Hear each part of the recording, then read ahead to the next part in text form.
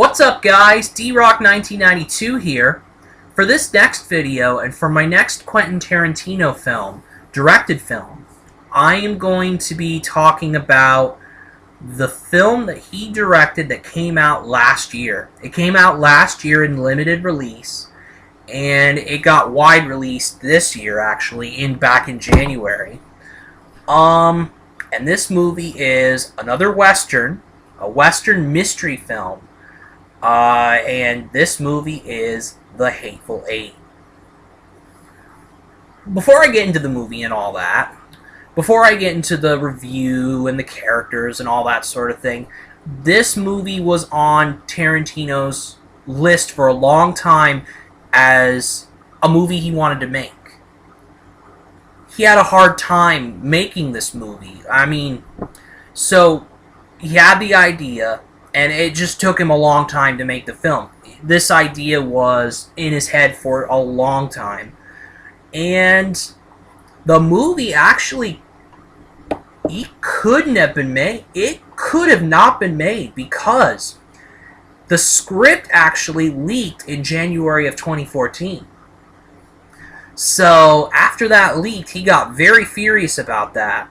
And he canceled the movie.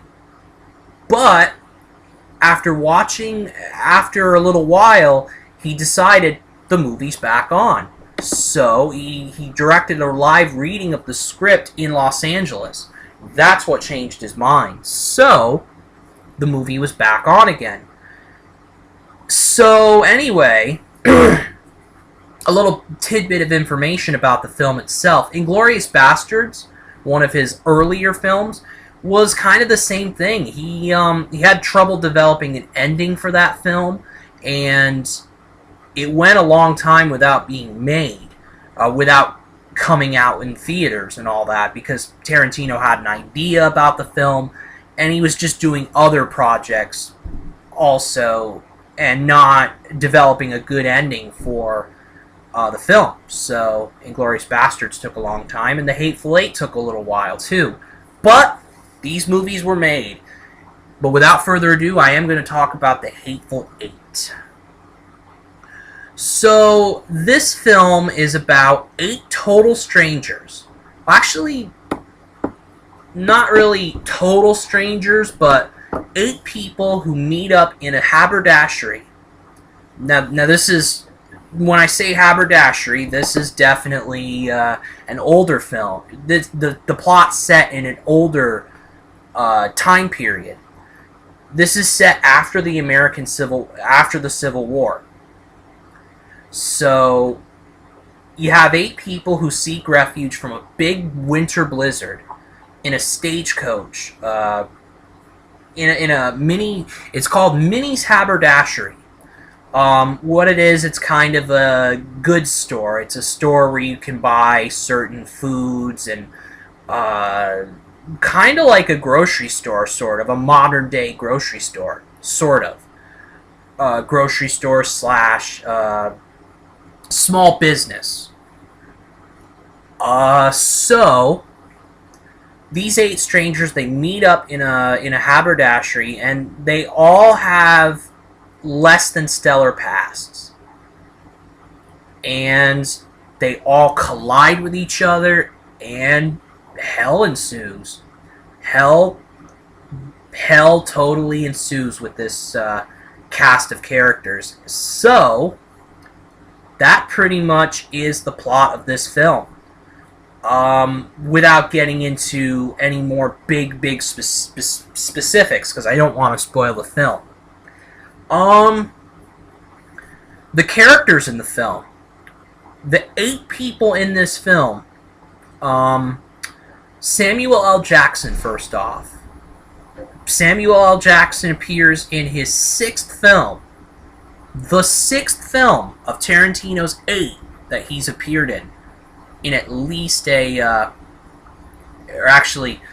6th film out of 8 that he has appeared in.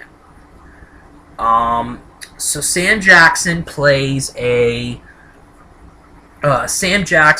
this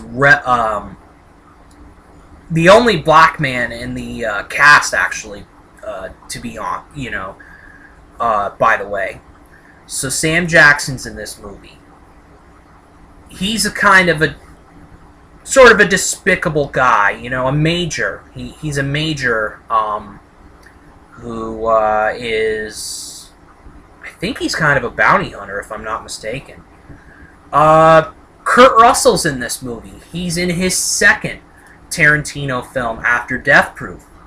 Kurt Russell plays a hangman. You know, a hangman and a bounty hunter. Jason Leigh plays a woman who is the prisoner of Kurt Russell's character, who's scheduled to be hanged for her crimes.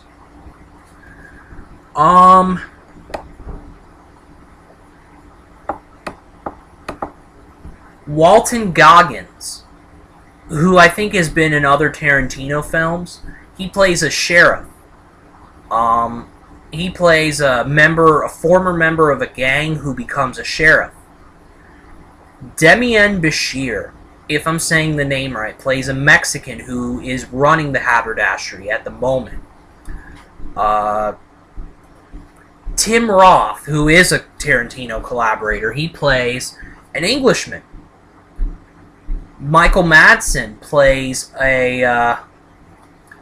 Michael Madsen, who's also a big Tarantino collaborator. I believe it would be his third film, if I'm not mistaken, because he was in Reservoir Dogs, he was in Kill Bill, and in this movie. So Michael Madsen finds his way in this Tarantino film, and he plays one of the eight. And Bruce Dern, who is a veteran actor, you know, an older actor, he plays a former general of the Confederacy. So, and then some other characters as well. Channing Tatum, of all people, finds his way in a Tarantino movie. And he plays a key role in the movie, for sure. He plays a member of a big gang that Jason Leigh is in. And some of the other characters. I won't get too much into details because of the mystery of this film. Zoe Bell, she's an Australian stunt woman. She appears in her second Tarantino film, Death Proof also. She was in that along with Kurt Russell. And then Quentin Tarantino has an uncredited role as the narrator in this film. Tarantino's made a lot of cameo appearances in his film, and or supporting roles.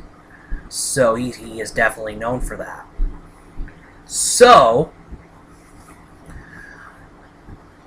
the standouts in this cast of characters. We'll start with the main characters first off. And I think the big standouts... Samuel L. Jackson, first off. Sam L. Jackson is the biggest standout in this movie. He gives a great performance in a Tarantino film once again. This might be one of his best performances in a Tarantino film. I really liked his performance in Jackie Brown. He was very good in that. Pulp Fiction was awesome. Kill Bill, he was good in the limited role he was in. Inglourious Basterds was a limited, uncredited role, but he did a nice job. And then Django was great. This one could be one of his greatest. It definitely could be up there as the number one Tarantino performance, number one performance in a Tarantino film by him. Kurt Russell also was a big standout in this film. I liked his character in Death Proof, but I thought his character later on in the film in Death Proof, I thought that character went to hell.